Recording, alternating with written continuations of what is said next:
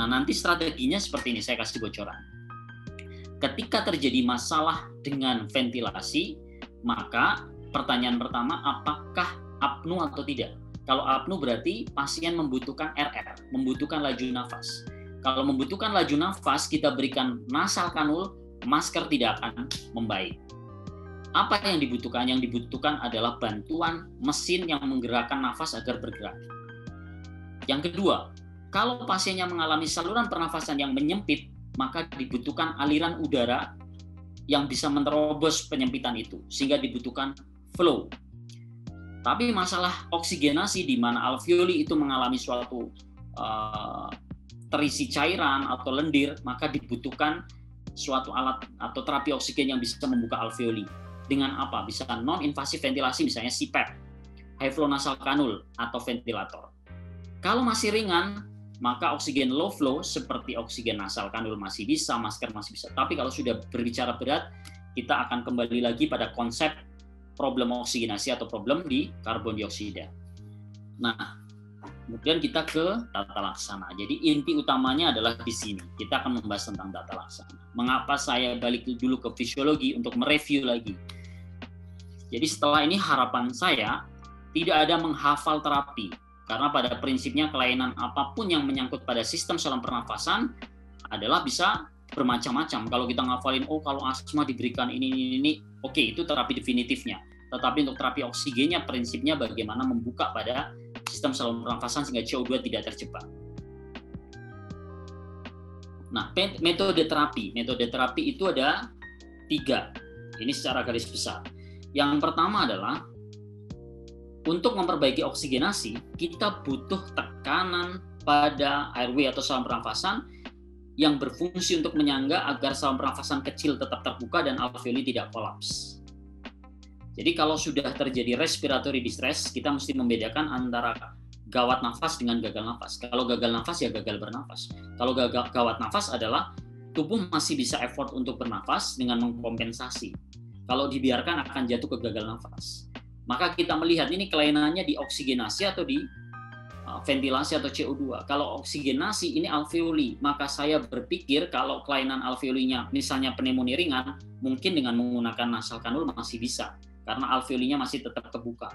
Tapi kalau oksigen nasal kanul tidak bisa, ke masker tetap nggak bisa. Oh, masker ini tidak bisa memberikan pressure. Maka berpikirlah bagaimana cara membuka alveoli. Apa saja mesin-mesin yang dapat membuka alveoli? CPAP bisa nggak? Bisa. Dia memberikan tekanan positif pada akhir ekspirasi. High flow nasal kanul bisa. Dia memberikan tekanan positif pada akhir ekspirasi. Kalau ventilator sangat bisa. Nah, yang kedua adalah mesin yang mampu memberikan aliran udara. Aliran udara ini atau flow ternyata dia bisa membantu untuk peningkatan tahanan saluran nafas dan penurunan compliance pasien. Jadi mengatasi peningkatan tahanan nafas. Tahanan itu ya, kalau semakin meningkat semakin sempit. Tahanan saluran nafas meningkat, menyempit. Kalau menurun melebar. Kemudian penurunan compliance. Compliance itu kemampuan paru untuk mengembang. Lawannya elastik, menyempit. Kalau penurunan compliance berarti parunya nggak bisa mengembang. Harapannya dengan flow bisa membantu. Tapi biasanya flow tidak sekuat ketika diberikan pressure. RR adalah laju nafas, terutama pada kelainan-kelainan susunan saraf pusat atau neuromuskular yang tidak mampu menggerakkan. Bagaimana anak GBS akan bernafas ketika dia mengalami kegagalan nafas kemudian diberikan bantuan dengan masker simple mask atau nasal kanul, apakah bisa? Tidak akan bisa.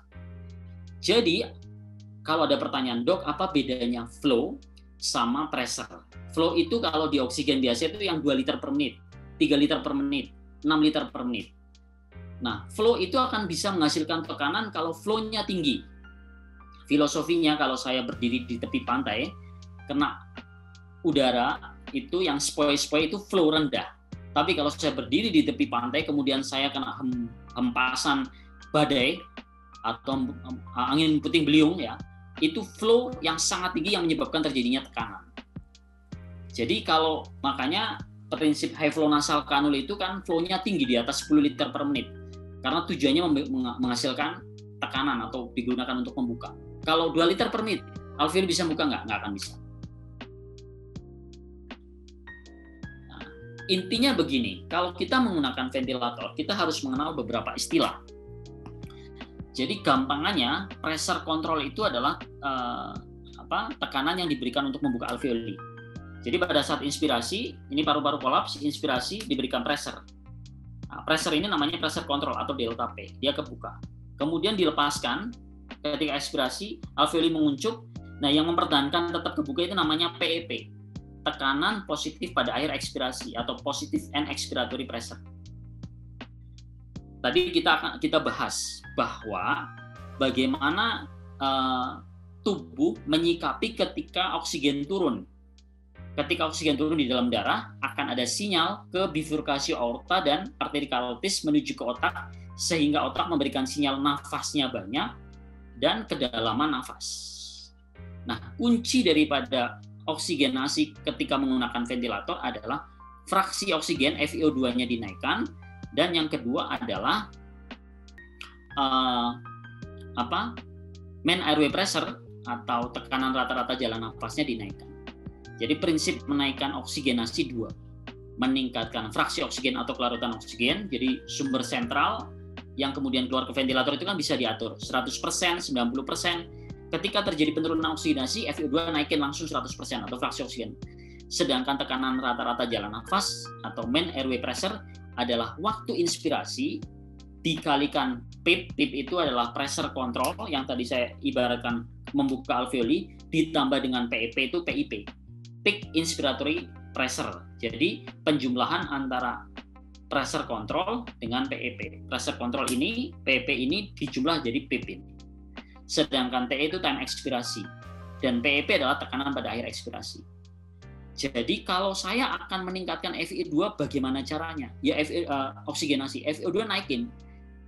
Main airway pressure gimana? Ininya dinaikin, caranya gimana? Time inspirasi panjangkan, baik pressure control maupun PEP dinaikkan. Jadi RR-nya tadi tidak dimanipulasi, tetapi kedalaman nafasnya yang akan dinaikkan.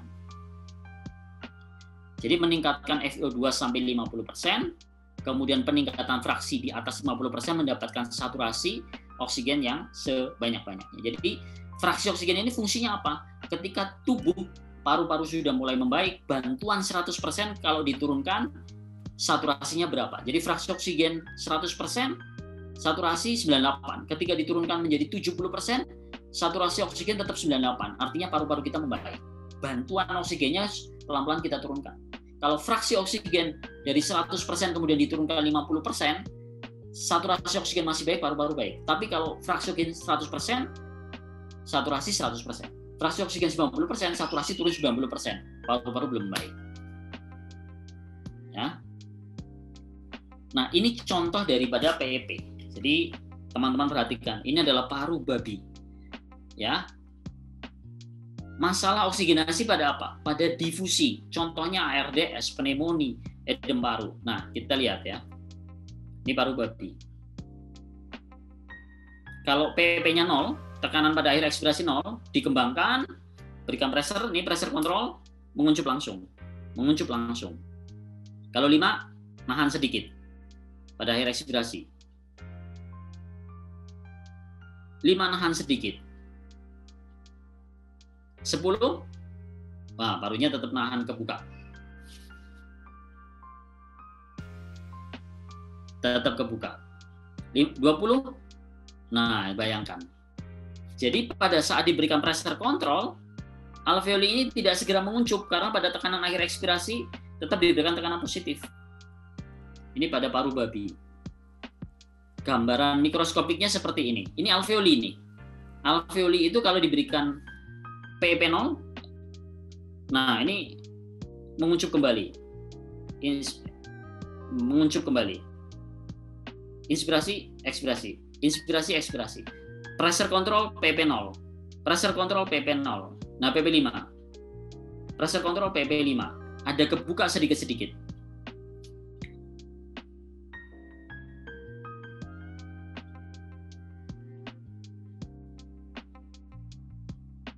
Kalau 10, kebuka alveolinya.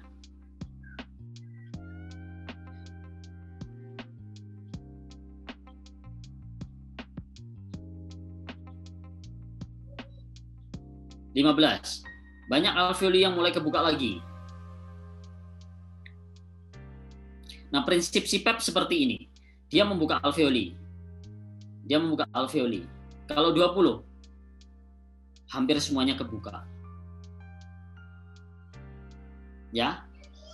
Jadi, bagaimana memperbaiki oksigenasi menggunakan alat bantu nafas? Kalau permasalahan oksigenasinya ringan, nasal kanul saja anaknya nyaman, saturasi membaik, retraksi berkurang. Tapi kalau oksigen nasal tidak membaik, diberikan oksigen simple mask atau menggunakan reservoir.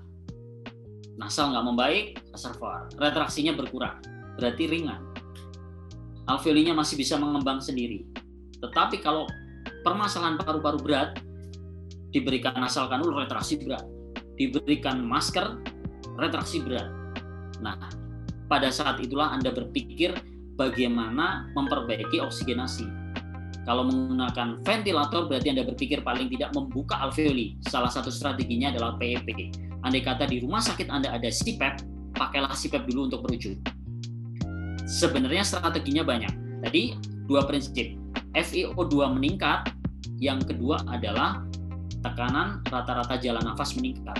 Tekanan jalan nafas itu adalah time inspirasi dikali PIP. PIP itu penjumlahan antara pressure control dengan PP, ditambah TI kali PEP dibagi TI plus TE. Jadi cukup naikkan FiO2, waktu inspirasi dipanjangkan, jadi orang panjang menginspirasi, kemudian pressure-nya dinaikkan atau PEP-nya dinaikkan. Jadi andai kata punya CPAP saja sebenarnya cukup aman.